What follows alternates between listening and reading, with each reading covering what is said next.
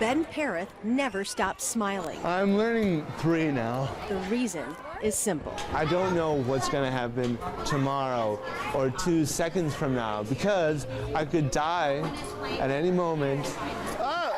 What? Ben's early childhood was pretty normal. His mom, Catherine, says he was a handful. We started calling him the human ATV because he just wouldn't stop moving. But when he was 7, his world was turned upside down. I found him in a coma, unexpectedly, just completely out of the blue. At first, doctors didn't know what was wrong, but their prognosis wasn't good. Sorry, he's going to die soon. What do you want to do? That was the chief neurosurgeon. Ben had suffered a brain hemorrhage caused by an undiagnosed congenital defect. His parents refused to give up, but were afraid of what the future held. When your child's in a coma and you don't know what's left, what are they going to, will they come out of this coma? And if so, what will be their ability? Will my son know who I am? Ben would go on to face a lifetime of challenges, some cognitive, many physical. The right side of his body would be robbed of its strength, and he would spend years in and out of hospitals undergoing surgery after surgery. All of this took a toll on Ben and on his family. It was, 16 years of repeated trauma for a person starting at age 7 and then culminating with really mental illness. Both Ben and his mom developed what Catherine describes as a deep and severe depression. For a long time,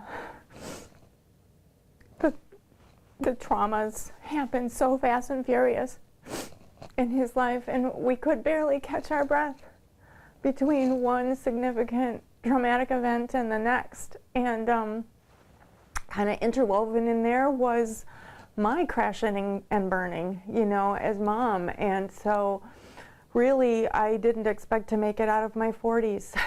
That changed when Ben began spending time at Yahara House, a clubhouse of mental health treatment and recovery. And when he started volunteering at the Madison Children's Museum, it's part of my life, it's part of my soul. He began to thrive. It's not about the work, it's about the reward that I see children playing, and they're not interested in your culture, where you came from, where you're going, or your diversity, or even the color of your skin. They care about if you're playing with them, and that's it. After spending a year and a half volunteering, the museum hired Ben.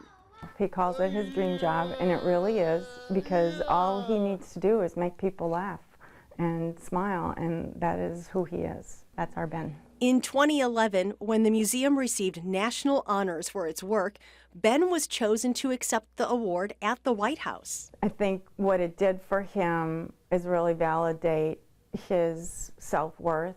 He came back from that whole experience just kind of holding his head higher than before. Catherine's own journey to healing is documented in her new book, Making Lemonade with Ben.